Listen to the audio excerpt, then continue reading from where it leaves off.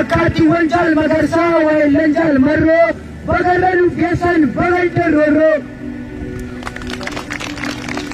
Keessummoonni keenya guyyaa irraa karaa dheeraa kuttanii nuti jirutti argamtanii anaa dhufu jenneerraa baga nagaan dhuftanii. Jaallan addaan irree qabsoo hunda dandeessanii baga guyyaa eebbaa nagaadhaan geessanii. Sinooggootaawwanii warra murannoon dilbii tokkichi keeyyuu kuma sitti madaalu dhibbii. Har'a akka biiftuu ganamaa fuulli keessaniifa akka biiftuu ganamaa fuula keessan hundarraa gammachuutu filama baga gammaddan.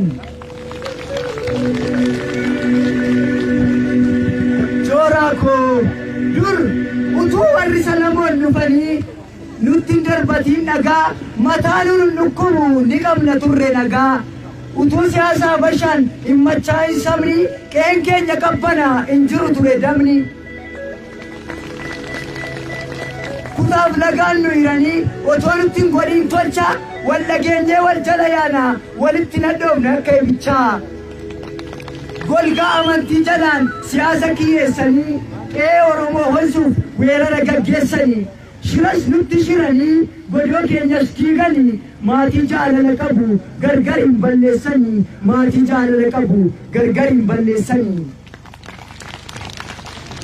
Kutaaf gandaan qoodanii walittis diinumsanii numaan fayyadamanii numaanis nu cabsanii numaan fayyadamanii numaanis nu cabsanii. Bara eegganna jennee callifneef maleessaa arrayyuu hin fayyine godaannisni kaleessaa gochi nafxanyootaa duguugamuun sanyii kan irratti dhume qaaliin sabaa jagni kan irratti dhume qaaliin sabaa jagni. Isa gaafa agayya gorraasaa jiraa garba buusanii isa gaafa azulee reeffa lafa tuulanii isa gaafa calanqoo Oromoo koffitanii isa gaafa aannolee harma ayyoo muranii. Isa abishee garbaa jiraasaa awwaalanii isa guraaraaf maammoo mukatti fannisanii ayyuuwwan qaroo sabaa achi buutee maqsanii gootota jaboo hedduu ilaadhaan gidirsanii. Dagachuun tasan ta'u guddaadha madaan isaa bara baraan hin fayyu yoomillee godaan isaa bara baraan hin fayyu yoomillee godaan isaa. Ana madichina kulkulee keessoo koo na gugguba dirmammuun dirra kootii har'allee na dhukkuba dirmammuun dirra kootii har'allee na dhukkuba.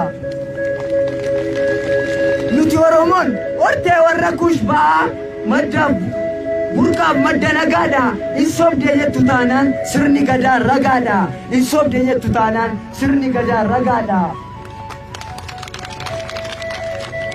Buurri sirna dimokiraasii qaroominni Oromootaa gadaan buurri sirna dimokiraasii qaroominni Oromootaa gadaan addunyaaf fakkeenya dhaadannoo gurraachotaa gadaan addunyaaf fakkeenya dhaadannoo gurraachotaa.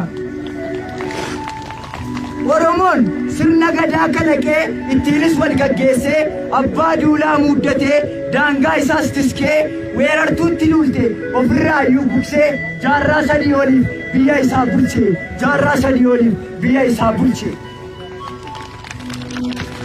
Har'a garuu warra guddaa taanee malkaatti himamaa bara baay'ee lakkoofneerra dolollotti himamaa. Armee biyya kanaaf taanee otoo nyaachisnee soorru galanni keenyas dagatamee taaneerraa akka jorru galanni keenyas dagatamee taaneerraa akka jorru. Gatiin oolmaa keenyaa achi buutee dhabamee beenyaan gaarummaa keenyaa dabaan nuuf kaffalame beenyaan gaarummaa keenyaa dabaan nuuf kaffalame. Ilmi guddifannee kunnee laanneef lafa dugda nutti gatee nutti yaade fafa. Itittuun suusnee inni qooqa kaasne bututtuurraa baasnee inni daara baasne utoo ooleen buliin bifa jijjiirratee inni fira jennes firummaa haqate inni fira jennes firummaa haqate. Warri ittiin kana jedhee qubas nutti nyaate ittiin nu waraanuuf bodee qaree baate ittiin nu waraanuuf bodee qaree baate. Nutis kana booda diinoo Musaa barree ofirraa loluudhaaf irbuu waliif galle sabaaf jooraan keenyas ni seene daggala gabroonfataa loluuf ni eegale lola.